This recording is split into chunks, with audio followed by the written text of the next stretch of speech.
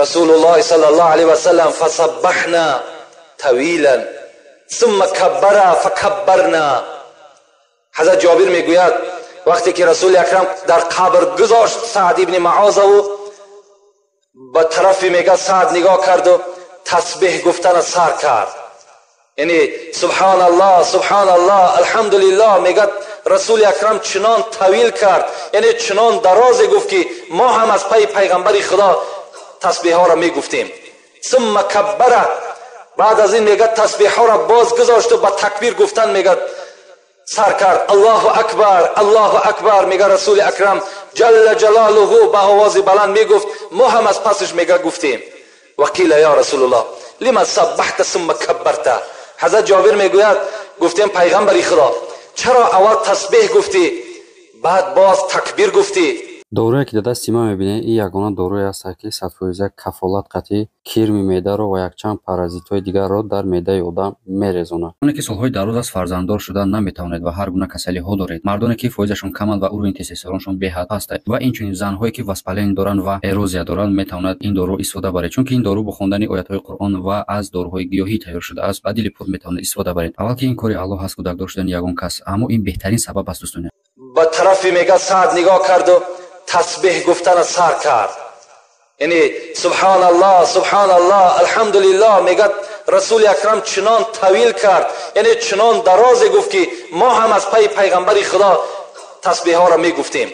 ثم کبر، بعد از این میگه تسبیح ها را باز گذاشت و با تکبیر گفتن میگه سر کرد. الله اکبر الله اکبر. میگه رسول اکرم جل جلاله با آواز بلند میگفت، ما هم از پسش میگه گفتیم. وقیل یا رسول الله لما سبحت ثم کبرت. حضرت جابر میگوید گفتیم پیغمبر خدا چرا اول تسبیح گفتی بعد باز تکبیر گفتی؟ رسول الله میگه به جانب ما گشت در حالتی که چشمهایشان میگه پر از آب بود، گفت قبر این بنده صالح یعنی سعد ابن معاذ جقید. این تسبیح و این تکبیری که من گفتم باعث این بود که حتی فرج الله عنه، تا وقتی که قبر سعد سر نداد من از تسبیح و تکبیر باز نایستادم. برادرای عزیزی که قرآن خوندن نمیتونید با زبان عربی، اینا با ترجمه تاجیکی و همچنین با حرفای کریلیکی طرز خوندن قرآن. اینا بسم الله الرحمن الرحیم، به نام خداوند بخشنده و مهربان. هم زبان عربی قدی نویسه، هم با زبان کریلیکی طرز خوندنش، هم ترجمهش هست. انا اعطیناک الکوثر فصل لربک وانحر. اینا یکم آیت به درستی که ما تو را کوثر عطا کردیم. یکم آیت نیم انا اعطیناک الکوثر. هر یک آیتی که میخونه ترجمهش هست، هم با زبان عربی نویسه، هم با زبان کریلیکی نویسه، هم ترجمهش با زبان تاجیکی است. السلام علیکم و رحمت الله و برکاته. صالح یعنی سعد ابن معاذ جقید. این تسبیح و این تکبیری که من گفتم باعث این بود که حتی فرج الله عنه، تا وقتی که قبر سعد سر نداد من از تسبیح و تکبیر باز نایستادم. ببین این سعد کی هست؟ سعد رسول الله گفت که وقتی که از دنیا گذشت تمام دروازه های آسمان کشاده شد. در جنازه سعد رسول اکرم حدیث صحیح مبارکش است 70,000 پیغمبر 70,000 ملائک از آسمان در جنازه سعد اشتراک کردند. ببین 70,000 ملائک که در عذاب قبر در کتاب مشکات در حدیث های صحیح پیغمبر میگذارد، این حدیث وارد شده است. رسول الله گفت که حتی عرش الهی میگه در جنبش در آمد وقتی که سعد از دنیا گذشت. روز میگه حضرت برا ابن عازب میگه اهدیت للنبی صلی الله علیه و سلم حلت و حریر. یک روز میگه بر پیغمبر خدا یک لباس ابریشمی دادن، یعنی لباس ابریشم خیلی نرم است، خیلی ملایم است. در اون زمان ها صحابه ها و پیغمبر خدا لباس ملایم کم میدیدن. لباس ملایم میگه هدیهش کردن، تمام صحابه ها می آمدن لباس ملایم به دستشون می قپیدن. در تعجب ماندن که این چگونه لباس ملایمی خوب است. رسول الله میگه به جانب اونها گشت گفت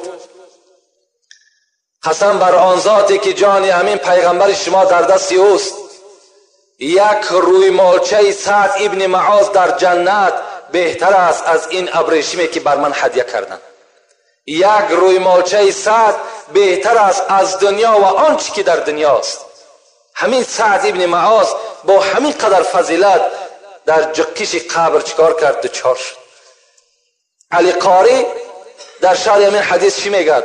میگد برای چی این قدر بنده صالح که باشد چرا قبر حضرت سعد جقی؟ میگوید حضرت شتربان بودن، شتری بسیار داشت.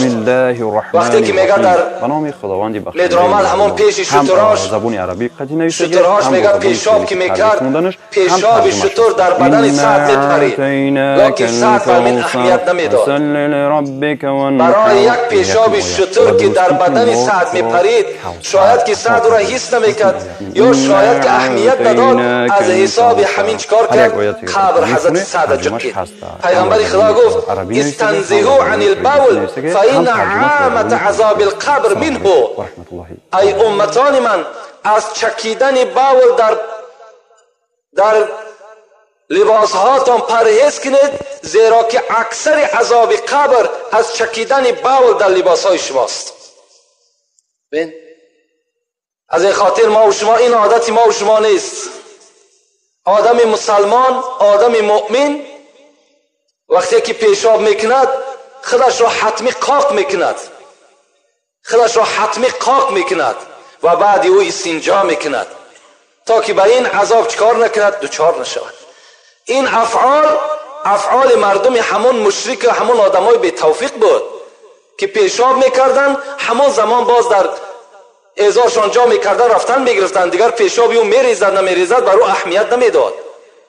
امروز ما و شما این عادتی همون دولت‌های غرب در ما و شما تاثیر نکند که ما و شما عذاب داریم در پیش، ما و شما در پیش قبر داریم.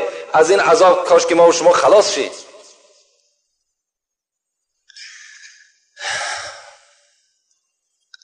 پیغمبر خدا میگوید اذا قبر المیت اتاه ملکان اسودان ازرقان و یقال لأحدهما المنکر والآخر النکیر. پیغمبر خدا گفته است هر وقتایی که بنده مؤمن در قبر جا میکنن، یعنی در داخل قبر برده ما و شما را میگذارند، دو ملائکه نزد ما و شما داخل می شده است. وقتی که ما و شما را در قبر گذاشتند و تبارک است یاسین هست که در حق ما و شما میخوانند، رسول الله گفت وقتی که همین رفیقان شما یا نزدیکان شما پشت میگردانند به سوی قبر آنها و از نزد قبر دور میشوند، در حال منکر و نکیر در آن قبر حاضر میشوند. رسول الله آنها را صفت کرد که چگونه هستند. آنها گفتند اسودان سیاه هستند. در شرح عقاید میگوید مویهای درازی دارند که با قد کشال هستند. حتی میگه چنان با یک دهشت و وحشت بر اون قبر حاضر میشوند، مثل که یک آواز و صدای ناخوش بر گوش همون انسانی که در قبر هست میرسد. اسودان سیاه هستند، ازرقان چشمهای سبز دارند. پیغمبر گفت که نام یکی از آنها منکر است و نام دیگری او نکیر است. اینها باعث چی می آیند؟ آنها پیغمبر خدا وقتی که میگد می آید این جانی که در دنیا با یک خیلی مشقت و به خیلی دشواری از بدن جدا شده بود، همون جان باز دوباره در اون جسد می دراید و اون جسد این منکر و نکیر میشینانند فیقولان له من ربک و من نبیک و ما دینک. وقتی که جان در وجود همون انسان می درآمده است و او به منزله که ما نشستگی هستیم میشیند رو پروی منکر و نکیر، کیفیت این خدا خودش میداند چگونه میشیند، چگونه سوال میکنند. این عقل ما و شما و علم ما و شما به این نمیرسد. از او پرسان میکرده است خدای تو کیست؟ تو در کدام دین هستی و پیغمبری تو کی هست؟ این سه سوال از بنده مؤمن پرسان کرده می شده است. اگر این انسانی باشد در دنیا که چگونه که از سوره ابراهیم به شما یک آیه خوانده بودم برای اثبات قبر که یثبت الله الذین آمنوا بقول ثابت فی الحیات الدنیا و فی الاخره. خداوند چی میگوید؟ میگوید وقتی که اگر همی بنده در اصل بنده بود، بنده خدا ترس بود، به آسانی در اونجا جواب منکر و نکیر میگوید خدای من همان خدای هست که یک و یگانه هست، پیغمبری من محمد بچه عبدالله هست و دین من دین اسلام است. اشهد ان لا اله الا الله و اشهد ان محمدا عبده و رسوله. این اگر بنده صالح در دنیا باشد مثل شما و بنده هایی که برای نماز جمعه حرکت کننده هستین، برای احترام قرآن دارین، برای که اسلام دوست می‌دارین، اگر مثل شما باشد گفتیر خداوند در قرآنش که با آسانی این جواب بر منکر و نکیر شما البته میسپارید. در وقتی که شما جواب که گفتین پیغمبر خدا چی گفتن؟ یفسح له 70 ذراعا فی 70 و ینور له فیه. وقتی که تو جواب که گفتی منکر و نکیر چیکار میکنن؟ 70 در 70 ذراع گفت پیغمبر خدا قبر تو کشاد میشود و قبر تو او تاریکی که در او داخل بود از دنیا دیده روشن‌تر میشود. وقتی که این جواب از زبان ما و شما اگر بیرون شود، در دوام وقتی که قبر کشاد شد و قبر ما و شما روشن شد، این منکر و نکیر چی میگفت است؟ نوم، خواب کن. آدم که سراسیمه است، آدم که یعنی جاهل است، به علم هست، چی میگد؟ میگوید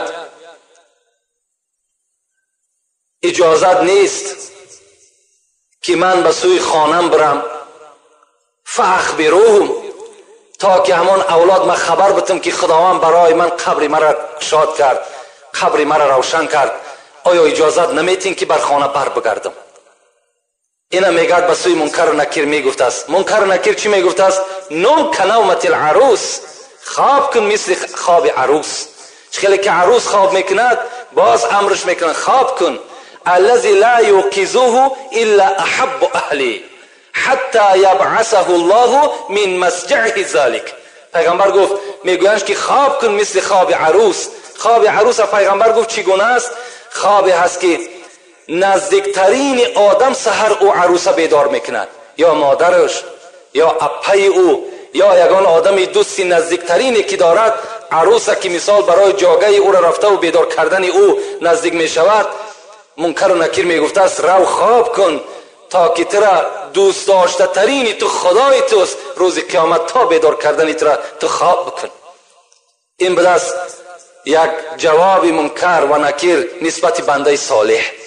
و این کان منافقا، اگر آدمی بی نماز بود، آدمی از خدا بیزار بود، از قرآن گریزان بود، آدمی منافق بود، وقتی که داخل میشن بر او میپرسنش خدای تو کیست، پیغمبری تو کیست و دینی تو چیست؟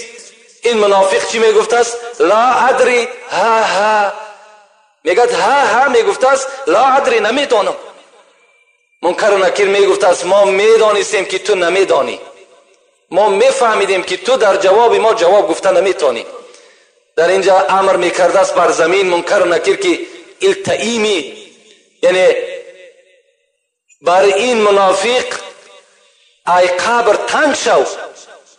امرش میکنن قبر بر این منافق تنگ میشود حتی تا وقتی که خدا تا روز قیامت این بنده منافق چیکار میکند؟ در عذاب قبرش گرفتار میکند. فقط عذاب قبر هست، فقط آن سوزش و گدازهایی که در جهنم است بر این بنده در قبر رسیدن میگیرد. باز تا روز قیامت وقتی قیامت قائم شد باز مورد سوال قرار میگیرد، باز موافق آن عملها و آن عمر بیفایده که در دنیا گذشت باز عذابهاش دوچند کرده میشد. حضرت عثمان که رسول اکرم بشارتی به جنتش داده بود، گفته بود عثمان تو جنتی هستی. ما ضر عثمان ما عمل بعد اليوم. عثمان بعد آنی که عسکرهای پیغمبر خدا را از تمام لوازمات های جنگی آماده کرده بود، خیر احسان به پیغمبر کرده بود، چنان یک مبلغ کلان صرف کرده بود، رسول اکرم گشته گفت عثمان اگر از همین روز اعتبارا دیگر تو هیچ کاری خیرم که نکنی تو وارد جنت هستی. همین عثمان اذا وقف على قبر یبکی، میگد وقتی که نزد قبر می آمد گریه میکرد، قبر که نگاه میکرد گریان میشد. مردم میگفتش تذکر الجنه و النار ولا تبکی و تبکی من هذا، تو جنت هم میدانی، دوزخ هم میدانی، قیامت هم میدانی، همه اینها را یادآوری میکنی گریه نمیکنی، لکن همین قبر میبینی و تو با گریه میدروی. حضرت عثمان چی گفتن؟ حضرت عثمان گفتن سمعت عن رسول الله صلی الله علیه و سلم یقول، از پیغمبر خدا شنیده بودم که حضرت میگفتن القبر اول منزل من منازل الاخره و اول و آخر منزل من منازل دنیا. میگه پیغمبر خدا بر من گفته بود که این قبر اولین منزل، اولین مکان، اولین خانه از خانه آخرت است و آخران خانه از خانه دنیا هست. فمن نجا منه فما بعده ایسر و من لم ینجو منه فما بعده اشد. رسول اکرم چی گفته بود است؟ گفت است کسی که اگر از همین عذاب قبر نجات بیابد، در همین عذاب قبر دوچار نشود، بعدش یعنی روز قیامت دیگر برای او آسان است. لکن اگر از همین عذاب قبر خالی نشد، عذاب قبر در دوچار کی شد، فما بعده اشد، باز بعدترش یعنی روز قیامت باز مشکلتر و وسیع‌تر است. حضرت گفتن که از این خاطر من گریه میکنم، زیرا که نمیدانم که آیا اولی که من داخل قبر میشم من نجات میافته باشم یا نه. از این خاطر این یک وحشت قبر داشتن. رسول اکرم گفتن و ما رأیت منظرا قط والقبر افزع منه، هیچ منظره، هیچ مکان در نظر من دهشت آور و دشوارتر از قبر دیده نبود. یعنی قبر یک موضعی بود، پیغمبر خدا گفت که خیلی موضعی یک دهشتناک، یک وحشتناک در این قبر موجود است. حضرت جامی را خدا رحمت کند از این خاطر باشد که می گفت همنشینان تو در زیر لحد خاک شدند، همنشینان تو در زیر لحد خاک شدند، چشم عبرت بکشا خواجه اگر انسانی.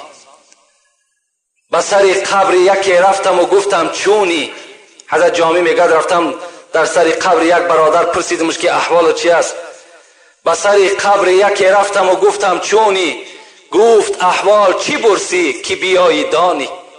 احوال مرا چی میپرسی؟ گفت هر وقتایی که خانه داخل شو میفهمی که در این خانه چی گپ است. جامعه واقف دم باش، عزیزان رفتن، ترک دنیا بکن آخر که تو هم مهمانی. حضرت گفتن که البته جامعه به خود بیا، این دنیا را، این زیبایی دنیا را، این فتنه های دنیا را یک جا بگذار، فکر آخرت زیاد بکن، زیرا که تو هم آینده در این خانه چی هستی؟ مهمان هستی. حضرت ابوبکر صدیق رضی الله تعالی عنه میگوید من دخل قبر بلا زادین، من دخل قبر بلا زادین فکأنما رکب البحر بلا سفینه.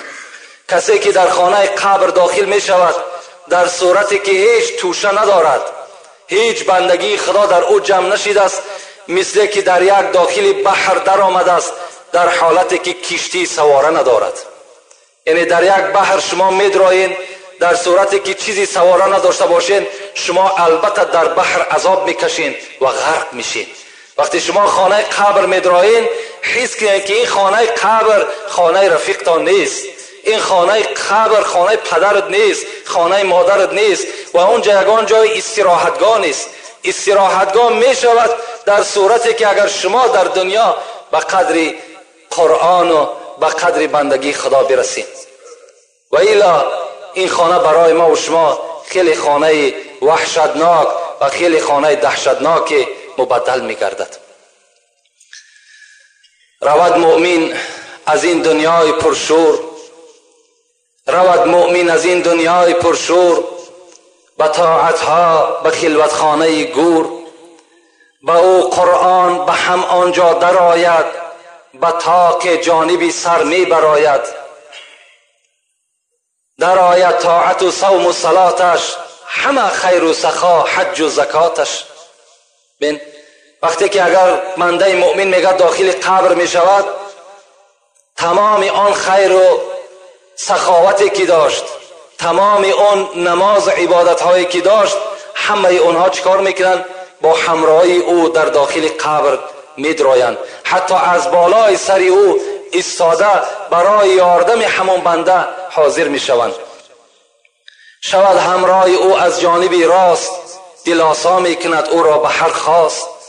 سوالهای کرامن کاتبین را، دهد آنجا جوابی با یقین را. البته این خیر احسانش، این نمازهاش، این عبادتهاش، اینها چی میشوند؟ از جانب راست بنده حاضر میشوند و سوالهای منکر و نکیر یکایک جواب میگویند. در دوام چی گفت؟ بکن جهد ای پسر در حاصل نور، که تا گردد منور خانه گور. مولوی ما و شما را نصیحت میکرد که فرزند من اگر بخواهی که قبر تا هم منور شود، قبر تا هم روشن شود، کاری کن که در دنیا برای خود چراغ، برای خود یک روشنی برای داخل قبرت تیار بکن. این البته چی است؟ این روشنی ها باز میگم همین بندگیه که ما و شما در دنیا میکنیم. وقتی که بنده مؤمن در قبر گذاشته می شود، همین جان به سوی همین بنده که 50 سال و 60 سال با همراهی این جان بود همراه می شده است. خدا رحمت کند صوفی الله یاره، همین در نظم در آورده است. میخوام همین با همین نظم انشاءالله این موعظه را خاتمه میتیم. مرده را برند سوی گور، مرده را برند سوی گور، جان مسکین نظر کند از دور. وقتی که مرده در داخل قبر هست میگد جان او باشد از بالای قبر به سوی همون جسد نگاه میکرده است. مرده را برند سوی گور، جان مسکین نظر کند از دور. می نگوید به نفس ای بدکش، هم به من ساختی و هم برخیش. عاقبت حال این چونین بوده، چون نکردی عمل بفرموده. این که میخستی و میخفتی، زن و فرزند و مال میگفتی. بی وفا بوده است مال و جفت، نزد مولای خود چی خواهی گفت. این جان از بدن دیده باز لرزانتر است، ترسانتر است. به سوی همین جسد میگفته است ای جسد، تو چگونه یک جسد بدکش بودی، چگونه یک جسد ناسپاس بودی، چگونه یک جسدی بودی که تو خدای خودت نشناختی. امروز تو کاری کردی که تو میدانستی که یقینا همین داخل قبر جای توست. تو اینا میدانستی، تو کور نبودی، تو با پیش هزارها گوریستان گذر میکردی، میدیدی که از تو بهترها خوابیده هستند و از زبان عالما و داملاها میشنیدی که قبر وجود دارد، عذاب قبر هست. چرا به خود نیامدی؟ کاری کردی که امروز مرا و خودت را در عذاب الهی دچار کردی. الحال نماینده های خدا می آیند از تو پرسان میکنند، تو چی جواب میدی؟ این که میخستی و میخفتی، زن و فرزند و مال میگفتی. بی وفا بوده است مال و جفت، نزد مولای خود چی خواهی گفت. تو میخستی زن میگفتی، میخستی مال میگفتی، فرزند میگفتی، برای همه این دوادو میکردی. چرا یک بار در راه خدا دلسوزی نکردی؟ اینا همه بی وفا بود است. امروز سر تنها در همین داخل قبر گذاشتن. کو یگان فرزندی تو داخل قبر هست؟ کنی مالی که در دنیا تو جمع کردی و او را توپ کردی و او را در راه خدا خیر احسان هم نکردی که حتی همین خیر احسانت فایده تو کند. امروز تو چی میگوی؟ امروز در نزد خدای خود چی میگوی؟ این چنین خطاب از جانب جان به سوی همین بنده همی شده است. از این خاطر کار کنیم نه در ملامت جان بمانیم، نه در ملامت فرزند بمانیم، نه در ملامت زن بمانیم، نه در ملامت هیچ رفیق نمانیم. کاری کنیم که در دنیا به دست خود مهنت کنیم، کاری کنیم که در دنیا بی‌عقلانه رفتار نکنیم، کاری کنیم در دنیا خدا را بشناسیم، خدا را با حقیقتش بشناسیم، با ایمانهای ضعیف و نیمکاله اسلامداری ما پیش نبریم، در همه صورت مسلمان کامل باشیم، در یک عقیده باشیم، در یک روش باشیم، تا که باز فردا در نزد خدا ما و شما ملامت زده و در نزد خدا ما و شما در عذابهای خدا گرفتار نشیم. آخر دعوانا ان الحمد لله رب العالمین. پروردگارا اهل این جمعیت ما را اولا از عذاب قبر نجات بده. خدایا فتنه های قبر را از قبر این بندگانت بیرون بردار. خدای مهربان قبر ما را روضه از روضه های جنت ده تبدیل بده. خدای مهربان تمامی مهربانی تا خواه در قبر باشد خواه در قیامت باشد بر این بندگانت خدای مهربان موفق بساز. مرادها و مطلبهایی که در دل دارند با فضل کرم خود خدای مهربان برآورده خیر بساز. ربنا افتح بیننا و بین قومنا بالحق و انت خیر الفاتحین برحمتک یا ارحم. یک چند اعلان است. روز چهارشنبه مجلس بود. مسئله مولودهایی که این ماه مولود است فراموش نکنین. پیش از مجلس بر شما گفتن همین است که در ما و شما سالی نوی که قید میکنیم نه در دین ما و شماست نه خدا از ما و شما راضی می شود. یک سالی نوی که یکمی انور است در ما و شما می آید، خواه ملا باشد خواه ایشان باشد خواه مخصوم باشد، همه در خانه آش تارت میکنن برای کودکان آماده میکنن، یعنی همون سالی نو قید میکنن، حالان که این نه در اسلام ماست نه عیدی ماست. خب مادامی که این از ما نباشد، مولود از ماست، تولد پیغمبر خداست، در هر خاندان قوت شما بنان کلان نمیرسد، دعوت چند برادر نمیرسد، همین 1 کیلو برنج آش کنین برای عقیده همون فرزند بیدار کردن. همونجا یک آش کن در فرزندهات برسان که همین ماه مولود است، همین ماه تولد پیغمبر است. میدانی فرزندی من که پیغمبر ما و شما محمد است، میدانی فرزندی من که دین ما دین اسلام است. اینا را در گوش فرزندا برسانید. برای چی که مردم پیشین میرساند؟ برای چی که پدرای پیشین ما و شما در دین کی هستید، در مذهب کی هستید؟ از اینا سوال میکردن فرزندا را. چرا امروز ما و شما نمیکنیم؟ نزد دسترخوان همگی جمع میشیم و با فرزندها تعلیم بدیم که این ماه مولود است. پیغمبر خدا چند فرزند داشت، چگونه حیات سپری کرد. آیا پیغمبر به دوستداریش فرزندا را دعوت کنین؟ همان یک للیاش هم ثواب می شود، هم یک تبلیغ، هم یک تشویقاتی تو برای اسلام، برای عقیده فرزندت می شود. یک قطار سوال یکی بر ما آمده بود، الحمدلله که جوابهای اونها را موافق آن چیزی که در کتاب آمده است جواب گردانیدیم. و یک جمعه پیشش درباره اثبات عذاب قبر ما و شما یک موضوع داشتیم که الحمدلله فهمیدیم از چندین سوره های قرآن مثل سوره طه، مثل سوره تور، مثل سوره سجده، مثل سوره توبه، مثل سوره ابراهیم که از هر کدام این آیت برای اثبات عذاب قبر گفته شده بود به سمع شما رسانیدیم. امروز هم که باشد انشاءالله باز یک چند حدیث صحیحی که در باب اثبات عذاب قبر هست، یعنی این است که عذاب قبر حق است، از روی حدیث های رسول اکرم به گوش شما میرسانیم و خداوند اگر وقت رو بر ما و شما باز موفق بسازد آن چیزی که در داخل قبر بر بنده گفته می شود اون رو هم انشاءالله به شما حکایت میکنیم. اولا میخواهم یک پیشگفتار در باب حدیثی از پیغمبر خدا با شما صحبت بکنم. دوست می‌دارم که هر یک صحبتی که آغاز شود اولش از حدیث‌های صحیح پیغمبری خدا شود، تا که همان موضوعی که ما و شما داریم، همان موضوع ما و شما پربرکات، همان موضوع ما و شما پر نور شود. قال رسول الله صلی الله علیه و سلم، پیغمبری خدا فرمودند که ابو هریره این حدیث روایت میکند، به ما و شما پیغمبری خدا گوشزد کرده گفتند الا ادلکم علی ما یمحو الله به الخطایا و یرفع به درجات. پیغمبری خدا فرمودند ای امتان من، ای پیروان من، آیا بر شما خبر بدهم از سه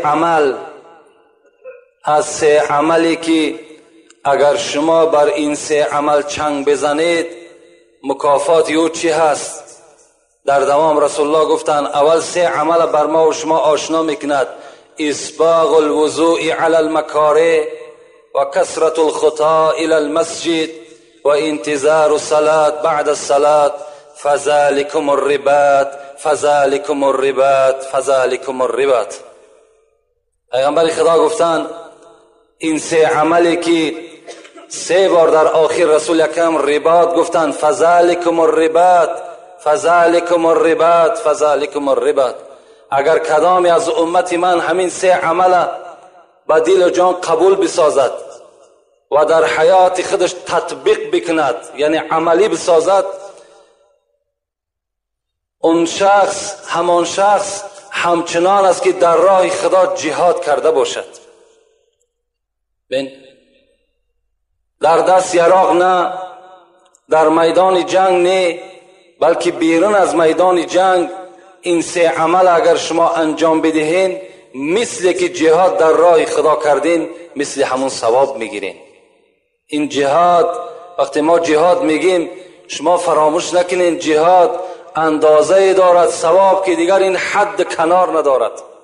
این قرآن بیان میکند جهاد در کدام حالتی که دشمن بالای ما و شما البته هجوم میکند، برای حمایه خودمان، برای حمایه قرآنمان، برای حمایه اسلاممان جهاد در گردن همه ما و شما فرض میگردد.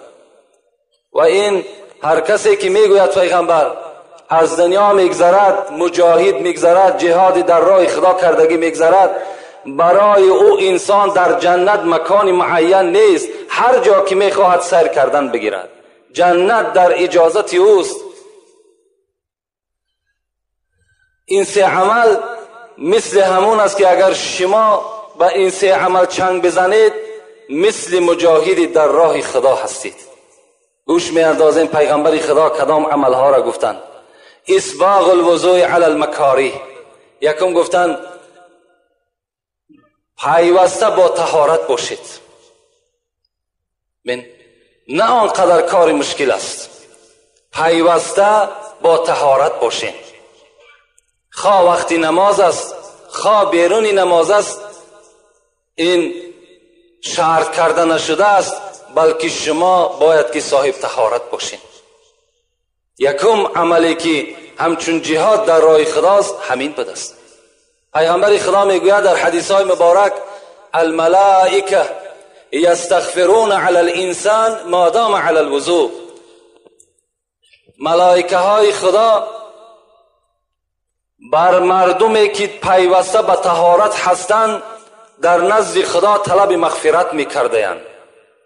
ملائکه های خدا که عدد ندارند، همه اونها دعا کننده در حق کی هستند؟ در حق همون انسانی که پیوسته با طهارت است. حضرت عثمان ابن عوفان رضی الله عنه، داماد پیغمبر خدا، دو دختر رسول اکرم در دستش بود. وقتی که هر دو اینها از دنیا گذشتند، رسول اکرم آمد نگاه کرد که عثمان بسیار غمگین است، گریه دارد. برای آن گریه دارد که تا امروز داماد پیغمبر بودم، چی خوب میشید که من از دنیا میگذشتم در صورتی که داماد پیغمبر امروز خویشی ما بین پیغمبر و بین من تمام شد. در همین حالت گریه بود. رسول اکرم که عثمان را دوست می داشت گو عثمان به خدا قسم دختری سیم ندارم و ایلا همونشم در نکاح تو تزویج میکردم، همونشم در نکاح تو داخل میکردم. اینقدر عثمان را دوست می داشت. همین عثمان میگوید که از پیغمبر خدا شنیدم که رسول اکرم گفته است